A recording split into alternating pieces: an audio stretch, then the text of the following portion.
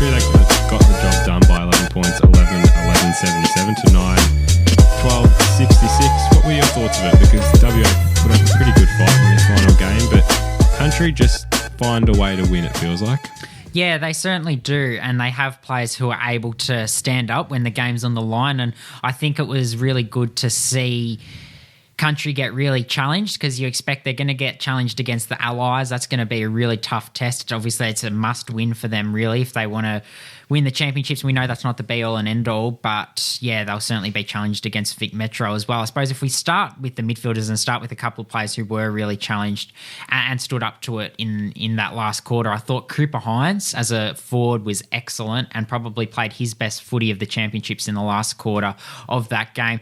He kicked the winning goal essentially from about 15 metres out, and then also took two crucial marks inside 50 and was able to run time off the clock. But it was his strength and calmness that were the key factors behind a really, really fine performance by the Dandenong Stingrays co-captain. Yeah, well, good way to sum it up. But I think on top of that, it was his general footy smarts as well. Like a few really good, generally smart plays where he holds his width outside a stoppage and he gets that loose ball that comes out and he snaps a goal from it. Yep. Little things like that where he'd usually be committed to going into that contest and using his frame. He was just a bit smarter inside 50 and made very, very good decisions. So, yeah, really topped off probably a good first game as well, but that just builds into a good second game. That was the second game. Yeah, he's good first game and built really nicely in this one as well. Yeah, no, certainly has. Jasper Olga, another one if we stay on the forwards now, and I thought he backed up that really strong first game and he's really now starting to show that he has put a consistent block of form together at championships level. It's been really impressive to see. He's just so creative and quick inside 50 and he's able to get goals from so many different ways, kicked a couple on the weekend, but every time he gets the ball, it looks like he's going to be really damaging.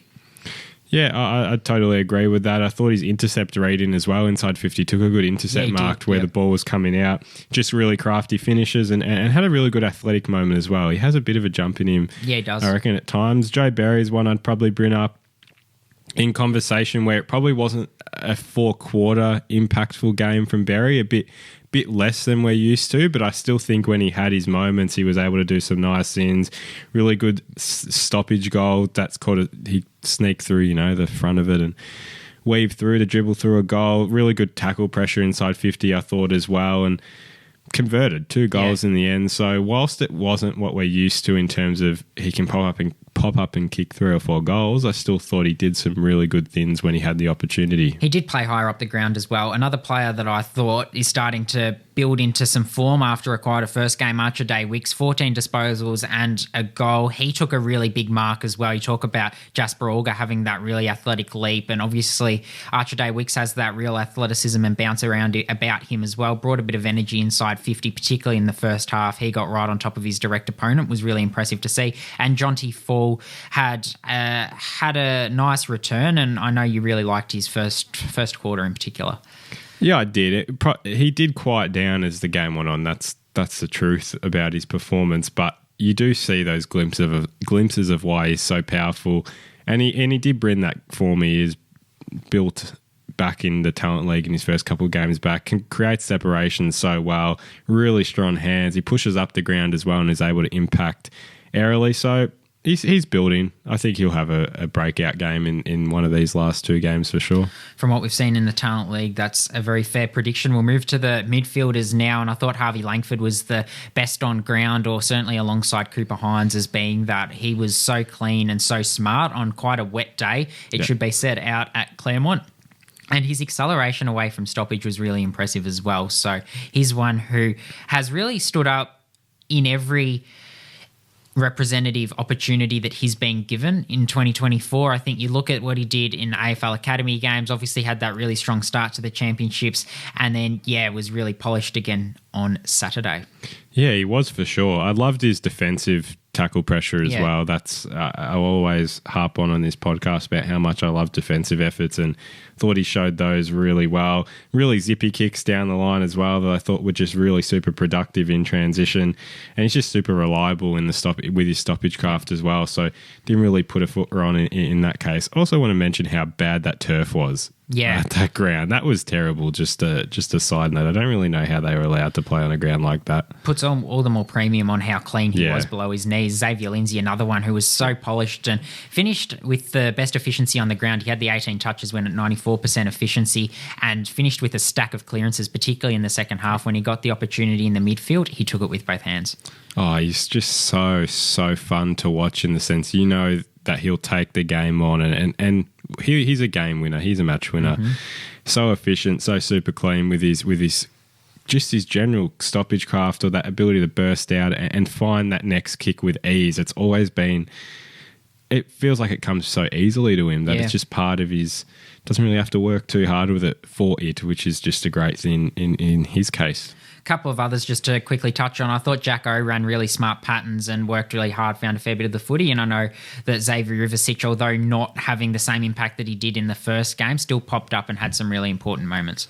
Yeah, I'd have to agree. I was pretty content with Ivasich's second game out. Probably, I feel like he set the bar quite high in his first game. So to meet that again was always going to be a hard task. But he plays his role really nicely in that team. Just that really quick hands around the stoppage, just gets things moving really nicely. We'll move to defence now. I think the three players that I want to touch on are Lockie Jakes, Alex Taru and Toby Travalia. I think all of them had better first halves than second halves.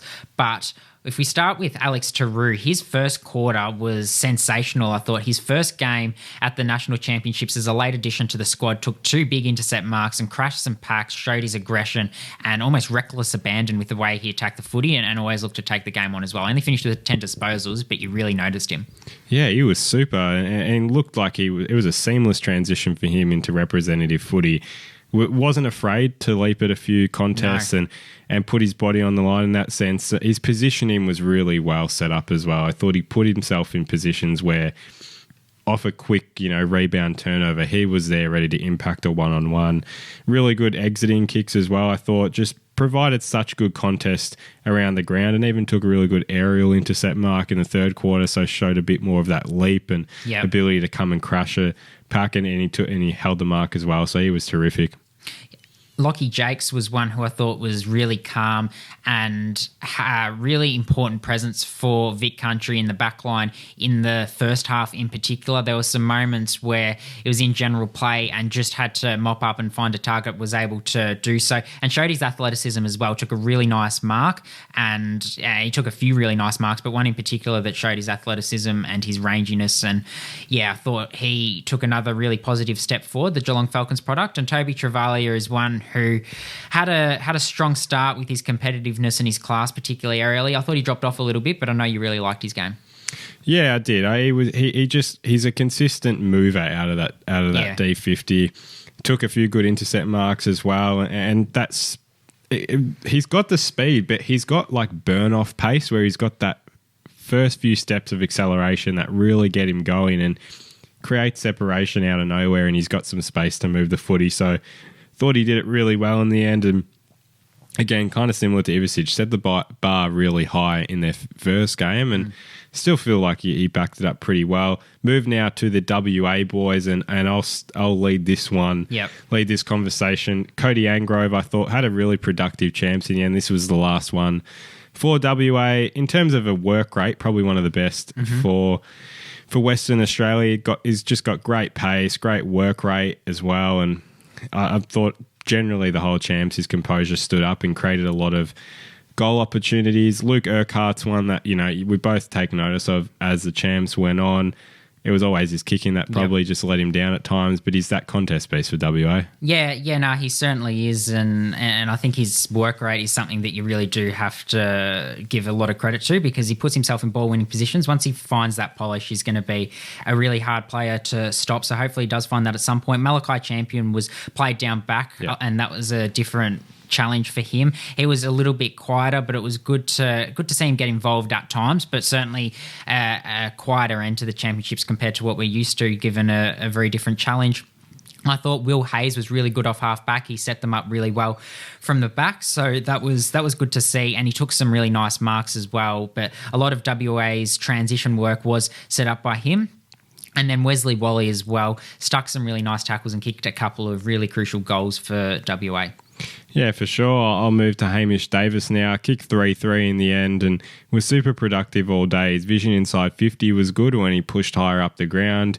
He was able to convert well, I thought, for the most part. Probably the scoreline 3-3 doesn't seem like it, but I thought in the big moments, he was able to stand up and convert. And yeah, his general positioning around the forward line was quite good. Bo Allen was probably the best for WA I thought so, yeah. on the day.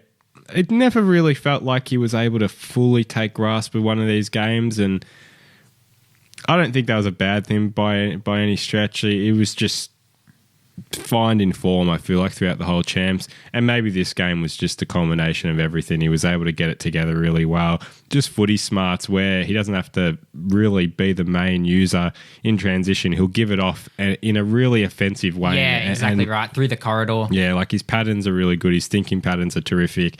Tough in the contest. His offensive running was great. His explosiveness was terrific. So he did end top for our votes for WA. So still super productive. And I thought the one that we have to give a shout out to, Cale Guerin, when WA were coming late, particularly in that last quarter, he was one who stood up, took some really important contested marks, and was a big part of that push to try and get them that come from behind victory. Obviously, it came up short, but through no fault of his own. Cody Curtin, another one who we've talked about throughout the champs. You've liked him, but he had another good day in defence. Oh, he certainly did. I reckon. I mean, he's a bottom ager, so I reckon next year he'll be definitely up there, similar to what his brother was. Was it last year? Was it just last year? Dan Curtin? Yeah, it feels like it was not that long ago. Yeah, where his brother Dan still hasn't played yet. He hopefully will before the end of the year. But yeah, Cody's on a great track. And Clancy Dennis is the last one to talk about. He got our 5 votes in the end. He was superb in defence for WA. Just really, again, like similar to Taru, put his body on the line, took some good intercept marks. His physical presence was terrific. He was clean out of D50. And it's just his kicks always felt like they had some movement to them and got things moving out of the back line. So that wraps up WA and Vic Country.